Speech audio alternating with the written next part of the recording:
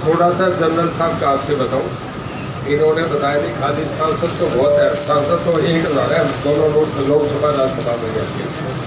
ये जनरल बस है, इन्होंने पाकिस्तान के युद्ध में लाहौर शहर पे कब्जा करा था। करा क्या था वो जनरल साहब बताएंगे। तब कौन सी ब्रिगेड इनके साथ थी, क्या करा था वो वत्स साहब बताएंगे। जरा मुझे बताया, मुझे भी पता हुआ था। बैठ जाए जी बाकी सभी बैठ। तो रणजीत सिंह का बहुत बहुत शुक्रिया जो इतनी बड़ी इंट्रोडक्शन मेरी दी। मगर आज का एक बहुत शुभ दिन है जिसमें मेरा प्रैक्टिकल तजर्बा है वो मैं जरूर बताऊंगा। लाहौर शहर की बात में करूंगा कि जब मैं कश्मीर में पोस्टेड था बतौर एक कैप्टन और मेजर, तो वो जगह मुझे इतनी सुंदर लगी कि मैंने सोचा कि फौजी वैसे एक अलग सा प्राणी होता है तो कि भाई यहाँ बसना चाहिए। फिर मेरे को बताया कि यहाँ बसने के लिए तो आर्टिकल 370 और धारा 35 ये लागू हैं और उस धारा का जब तक निरस्तीकरण नहीं होगा कोई भी हिंदुस्तानी यहाँ बस नहीं सकता। तो ऐसा ज्ञान था कि कश्मीर का पोषण हम करते थे, मगर खावे पीवे भोंग रहे जा बहुत बुढ़ान हो सोता कश्मीर का था। तो तब आज से 50 साल पहले मैंने सोचा कि धारा तो हटनी चाहिए। फिर ये ऐसा वक्त भी आया कि वो क्या करें गांव में बिला हुए राम के करने कि मैं तो अग्रोह काम कर रहा था। एक दिन फोन अमित शाह जी का आ गया, जनरल साहब आके आप राज्यसभा में हो। तो रणजीत सिंह हमारे ऐसे बहुत से वेल विशर हैं, हमारा शुभ चिंतक के। तो मैं वहां पहुंचा और ये धारा 370 हटाने का आज के दिन 5 अगस्त 2019 को अमित शाह जी लेके आए ये रेजोल्यूशन। और बड़े लोग डरे बिला खून की दरिया बह जाएंगी, कश्मीर जल जाएगा, पाकिस्तान हमला कर देगा। मगर न एक गोली चाली न कोई खून खराबा हुआ। खट देशी कश्मीर की धारा 370-35 से निरस्त कर दी। और सबसे बड़ी बात यह है कि उसके बाद कश्मीर में विकास के रास्ते खुल गए। यानी दुनिया का सबसे ऊंचा रेल का ब्रिज चिनाब ब्रिज, कश्मीर यानी श्रीनगर और Jammu smart city, highways, tourism बढ़ गई। और ऐसा हाल हो गया पाकिस्तान का जो हमारे ऊपर हमला करने की सोच रहा था उसका ऐसा हाल हो गया कि वहां जो दबा रखा है कश्मीर, वो कश्मीरी भी यूं कहते हैं हमने हिंदुस्तान में मिलाओ, लद्दाख अलग हो गया। तो ये कश्मीर का कायाकल्प होगी। और मैं एक बात आपको और कहूंगा, कश्मीर बसण जोगी जगह है और हरियाणा का भी जाके हिस्सा लो, यानी बसो।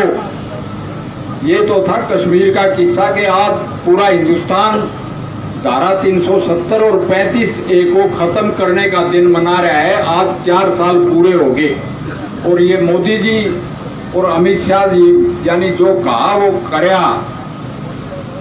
एक बात मैं आपका ध्यान जरूर दिलाना चाहूंगा यहाँ पे कि जो पहला नूके थे कश्मीर में खून के दरिया बह जाएंगे, जो पहला यूं के थे ये हो जाएगा जल जाएगा, वो कश्मीरी धारा 370 जो निरस्त की, ये सुप्रीम कोर्ट में चैलेंज किया गद्दारों ने, जो देश जिन्होंने पहले तो पार्लियामेंट में अपोज किया कि हम इसको मिलने से रोकते हैं, हमारे खिलाफ वोट डाला। और अब वही कपिल सिब्बल और कांग्रेस के लोग जो हैं, मैं तो कहूंगा पटेल जी तो इसको छुड़वा रहे थे पूरा, नेहरू जी कहने लगे ना और यूएनओ में भाग गया, यूएनओ में हार गए, रूस ने हमें बताया। वही अब सुप्रीम कोर्ट में धारा 370 को दोबारा बहाल कराने के लिए एक एंटी नेशनल यानी देशद्रोह जैसा काम कर रहे हैं। ये मैं पूरी पब्लिक का ध्यान आपको, क्योंकि हरियाणा किसानों की, जवानों की और खिलाड़ियों की भूमि है, किसान, खिलाड़ी और जवान आपस में जुड़े हुए हैं। मैं सुचेतगढ़ में भाषण दे रहा मेरी पार्टी की तरफ से, तो कोई कश्मीरी यूं बोला कि जी हरियाणा के लोगों का क्या काम। मैं बोला इसकी रक्षा करने के लिए हरियाणा का हर एक एक इंच पे हरियाणा का खून बहा हुआ है, फौजियों का खून बहा हुआ है। तो ये तो थी कहानी कश्मीर की। और चोई साहब ने बताया लाहौर पे कब्जा, वो थोड़ा सा मेरे ऊपर ज्यादा मेहरबानी करके मैंने टोपी जाट रेजिमेंट की पहन रखी है, उसी रेजिमेंट की। मैं तो उस टाइम नहीं था, मैं तो बाद में आया हूँ, मगर लाहौर पे कब्जा थर्ड जाट ने किया था, जाट रेजिमेंट में। वो एक ऐसा किस्सा है, मैं जरूर सुनाना चाहूंगा उसको, क्योंकि अब मैं डिफेंस स्टैंडिंग कमेटी में भी हूँ और ये सारा अमला शमला उससे मैं वाबस्ता हूँ, ताल्लुक रखता हूँ। मैं नहीं, मेरा सगा भतीजा कश्मीर में जो एक और लेफ्टिनेंट जनरल है परिवार से, वो 19 डिवीजन बारामूला में कमांड करके आया वीरेंद्र वर्ष। और मेरा लड़का सिक्किम में पोस्टेड है 16,000 फीट की ऊंचाई पे, मेरा पूरा कुंबा फौज में। तो मैं फौज ज्वाइन करने के लिए कैसे आया कि कश्मीर पे अयूब पाकिस्तान ने हमला किया 1965 में, और कश्मीर की एक जगह है चिकन नेक अखनूर छम के पास, वहाँ पाकिस्तान का यूथ आती है, तो वो कश्मीर को एकदम अलग करने के लिए हो गई कि पंजाब से काट देंगे उसको। ऐसे हालात में जनरल चौधरी थे उस टाइम कमांडर, उनसे पूछा लाल बहादुर शास्त्री ने कि कैसे बचाया जाए कश्मीर को।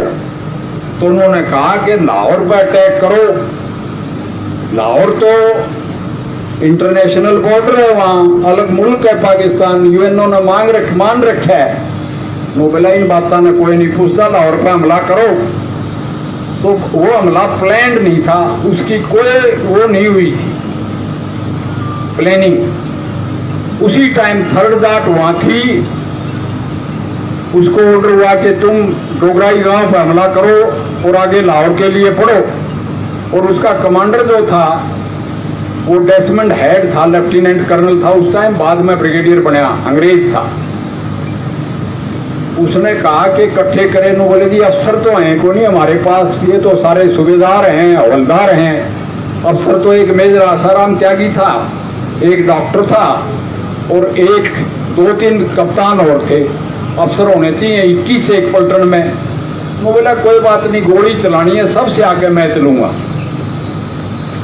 और उसके बाद अफसर नहीं तो देशियों यानी कि सूबेदार कमांड करेंगे, उनका तजुर्बा है और लड़ना है। फिर भी वो भावुक हो गए, बोला देखो भाई थोड़ा बात सुन लो। अंग्रेज था मगर उसकी हरियाणवी बोलनी आती थी। वो बोला जिसने डर लगता हो आड़े रह जाओ, मैं जिंदा या मुर्दा आपको डोगराई में मिलूंगा, आपका सीओ या लड़ता हुआ मिलेगा या उसकी लाश मिलेगी। इस बात पे हरियाणा के, वेस्टर्न यूपी के, राजस्थान के जवान भावुक हो गए। वो बोले तेरे तक कम को नहीं रहा, हम तेरे तक आगे पाएंगे। और ऐसा ही हुआ, यानी एक बटालियन का एक बटालियन पर हमला। आमतौर से क्या होता है लड़ाई में, ये सिखाया जाता है कि एक पलटन को फतेह करना है तो उस पर 3 गुनी फौज हमला करे तब फतेह होगा। मगर फौज तो 3 गुनी वहां थी नहीं, फौज तो एक बटालियन को हुआ हुक्म था, थाम करो हमला। तो दुश्मन की 15 पंजाब हुआ थी, क्योंकि इस फौज का बंटवारा हुआ था 47 में। कोई पलटन इधर रहेगी, कोई पलटन उधर गई, नाम हुए हैं मगर जाट रेजिमेंट तो इधर रहेगी, पूरी राजपूत इधर रहेगी, सिख इधर रहेगी। तो एक ही पलटन हमारे पास थी, उनका दुश्मन की 15 पंजाब पे हमला। पहुंच गए जाट बलवान जय भगवान का नारा लगा के, और दुश्मन को तबाह किया। वहां का सीओ पकड़ा गया गोल वाला, और डोगराई को फतेह किया। इच्छोगिल कैनाल को पार करके लाहौर में बाटा फैक्ट्री के दरवाजे खटखटाए। वहां मेरा गांव का ही एक कैप्टन बनवारी लाल भी था उस टाइम, तो वो नायक या सिपाही होगा। और इस लड़ाई को, क्योंकि यह लड़ाई कन्वेंशनल तो है नहीं, कन्वेंशनल तो एक बटालियन पे 3 बटालियन हमला करे, यहाँ एक बटालियन ने 1 बटालियन पे हमला कराया, उसको तबाह कर दिया, उसके सीओ को पकड़ दिया और डोगराई को फतेह कर लिया, लाहौर के दरवाजे खटखटा दिए। तो ये हमारे बैटल स्कूल में पढ़ाई जाती है, यानी ये किताब सारी दुनिया में पढ़ाई जाती है, यह लड़ाई बैटल ऑफ डोगराई। और इससे जब बनवारी ने मेरे को बात बताई तो मेरे गुरु थे विशाल सिंह जी, वो भी लड़े थे इसमें। वो मेरे को कहते हैं कि बेटा फौज में जाना, जनरल बनेगा। मेरा बाप ने बोला नहीं चोरी साहब, इसको तो मैंने डॉक्टर बनाना है। मगर वो भी भगवान ने ऐसा चाहा कि मैं डॉक्टर भी बनया और जनरल भी बनया और जाट रेजिमेंट में भी गया। तो ये मेरे गुरुओं के सपने साकार हुए। चोरी साहब ने मेरे को शाबाशी दी। और ये बात आज के दिन जब 5 अगस्त 2019 को हमने धारा 370 निरस्त की, उस निरस्त करने में भी बटन दबाने में मेरा भी बटन दबाया और तब यह निरस्त हुई। तो मैं अपना आप को बड़ा सौभाग्यशाली समझता हूँ और आज इनके साथ बैठ के भी बड़ा सौभाग्यशाली हूँ। ऐसे शुभ दिन पे यहाँ तो मैं सीखने आता हूँ, क्योंकि ये जो चलाते हैं, क्योंकि मैंने फौज का तो बेरा है, मगर सिविल में भाई ये न्यारा काम है। मैं आहिस्ता आहिस्ता काफ़ी कुछ सीखा। मेरे को जो काम दिया जाता है मैं उसको ईमानदारी से कर देता हूँ। पब्लिक सर्विस कमीशन दिया था हुडा साहब ने, उसकी रेल बना दी 5000 भर्ती की ईमानदारी से। अब इन्होंने दे रखा है पार्लियामेंट का काम, तो फौजी की तरह ड्यूटी लाओ और फौजी पूरा उतरेगा। जय हरियाणा, जय हिंद।